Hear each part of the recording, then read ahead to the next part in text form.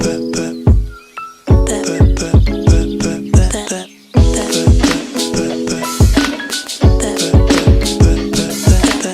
as we continue to celebrate the month of tourism 2017, I believe that today the launch of the Yachting strategic and implementation plans is in keeping with the theme for the month, as this sector can and will nurture tourism sustainability and enhance the prosperity of our beloved nation. Unlike the sentiments expressed by the chairman, Val Henry, and forgive me for being at variance, and I do so respectfully, because many pundits have opined that yachting is in fact tourism.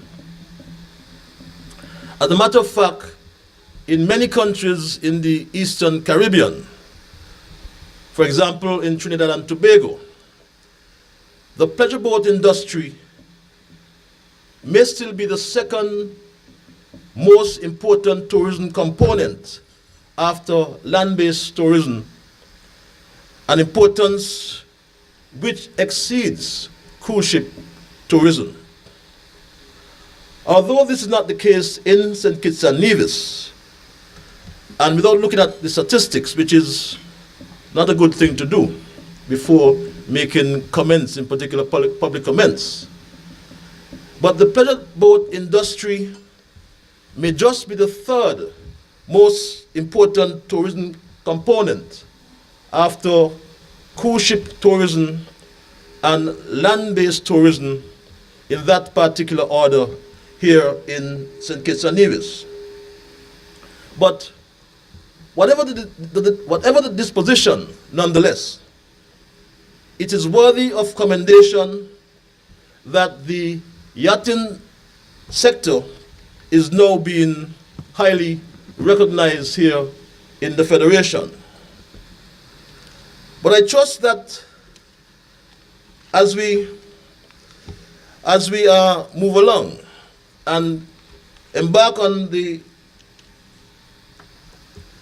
objective of this morning's ceremony, and the Permanent Secretary alluded to the National Advisory Yachting Committee, which was established earlier this year and is about to be fully operationalized. And this committee and these plans were produced by ECLAC, as ECLAC produced the yachting sector and strategic implementation plans for the next 5 years from now until 2022. I'm aware that ECLAC has supported in the development of this sector.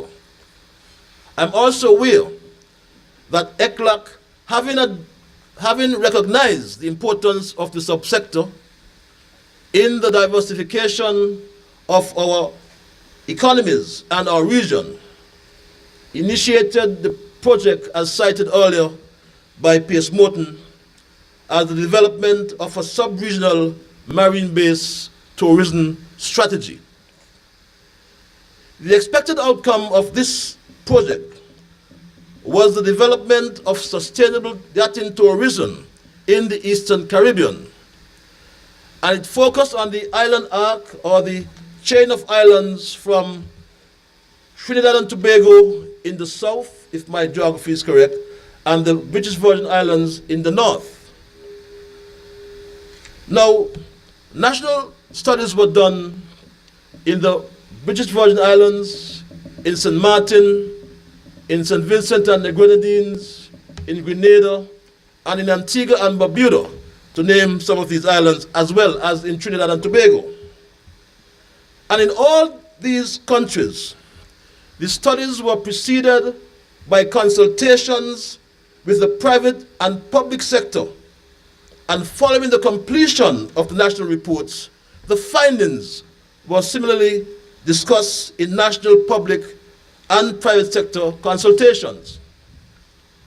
I trust, therefore, that such a template will be used here in St. Kitts and Nevis as we officially operationalize our plans and strive to develop the yachting sector. We will have national, public, and private consultations far and wide throughout the Federation. There are positive factors that can stimulate growth in this sector, and these include private sector initiative and investment, such as here at the Marina in Christopher Harbour, at UDC Marina, at the Marina Telco, I should say, in New Guinea. Private sector initiative and investment, such as the St. Kitts Yacht Services, I hope I got that right, Tony Abrix, and the St. Kitts Yachting Club, or Yacht Club, can also help to stimulate growth in the yachting sector. But there must be positive and supportive policies by Customs and Excise, by Immigration, by the Ministry of Tourism, the Ministry of Finance, and of course, our own ministry that is responsible for maritime affairs. So in conclusion, I want to implore us all to look at the yachting sector within the context of a national sustainable development framework. I implore us to examine the structure of the industry. The expansion of the yachting sector will only be driven by the boatyards and the services they offer to this sector. And my good friend Reginald Francis will attest to that. The growth of the sector will also derive ancillary services that are not specifically directed towards the yachtsmen and the yachtswomen, but it will also provide services to establishments located in the area and their employees, as well as to the public at large.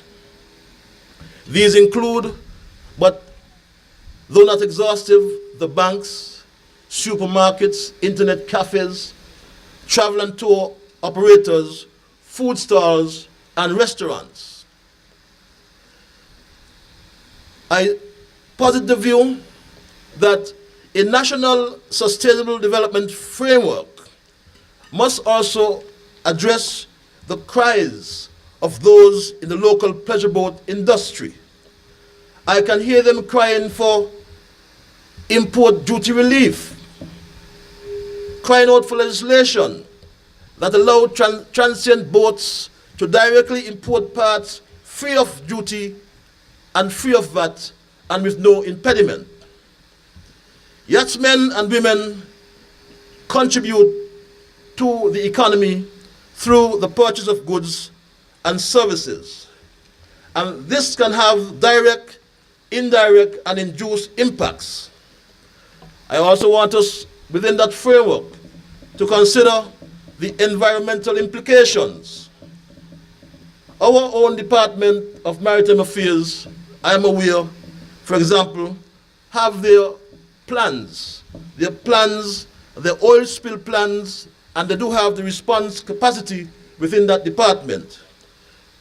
We have to also consider our solid waste management. Pollutants are of concern. But since my remarks are guided by the rules of brevity, I will just conclude by saying that my ministry supports the efforts being led by the Ministry of Tourism, and do trust that the operationalizing of these plans today will redound to the overall benefit of the peoples of St. Kitts and Nevis. May it please you, I thank you very much. Stay up to date with news, programs, and activities of the government with SKNIS. Like us on Facebook. Listen to us on SoundCloud.